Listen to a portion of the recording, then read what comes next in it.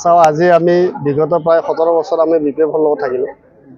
গতিকে বিপিএফৰ লগত থাকি আমি বিপিএফ চৰকাৰ কেনেকৈ চলালে কেনেকৈ নচলালে আমি কমপ্লিটখিনি আমি গম পালোঁ।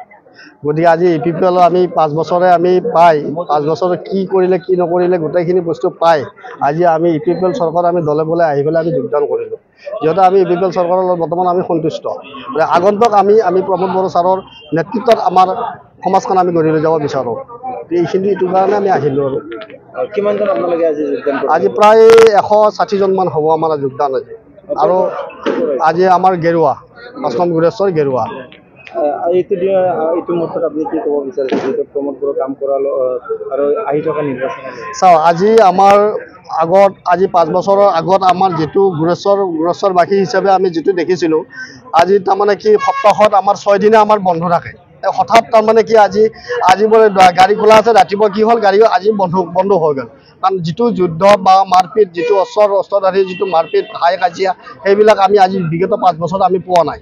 গতিকে সেইবিলাকৰ ক্ষেত্ৰত আমি প্ৰমোদ বড়োক আমি ধন্যবাদ জনাওঁ। তেখেতৰ দিনত আমি আজিলৈকে বিগত 5 বছৰত আমি এদিনো আজি গুৰেশ্বৰবাসী হৈ আমি বিটিয়েদি আমি বন্ধ পোৱা নাই। গতিকে সেইটোক লৈ আমি সন্তুষ্ট। যিহেতু বহুত মাইনৰিটিসকলে আছে সেইসকলক কি আহ্বান জনাব? আজি আমি মাইনৰিটি যিখিনি আছে আমি মাইনৰিটি প্ৰায় আমাৰ বিপিএফ বুলিয়ে প্ৰত্যেকে কয়। গতিকে আমি বৰ্তমান বিপিএফ বুলি বা বিজেপি বুলি কোনো কথা নাই। যেতিয়া আমি ৰাইজৰ উন্নতি যোনফালৰ পৰা আহিছে আমি সেইফালে আমি ঢাপলি মেলিছোঁ। বৰ্তমান আমি ইপিপিএল চৰকাৰৰ পৰা যিটো আমি ৰাইজৰ উন্নতি দেখিছোঁ, আমি উন্নতি দেখাৰ কাৰণে আজি আমি ইপিপিএল চৰকাৰৰ লগত আমি জড়িত হৈ আছোঁ মাইনৰিটিখিনি। আমি বিপুল কুমাৰ আমি সঁচাকৈ আমি এখন নতুন মুখ দেখিছিলোঁ। আমি বিপিএল চৰকাৰৰ বিচাৰিছিলোঁ। আমি সঁচাকৈ আমাৰ প্ৰমোদ বড়ো ছাৰে আমাক নতুন মুখ এখন দিছে। তেখেতক আমি সঁচাকৈ আমি আদৰি লৈছোঁ।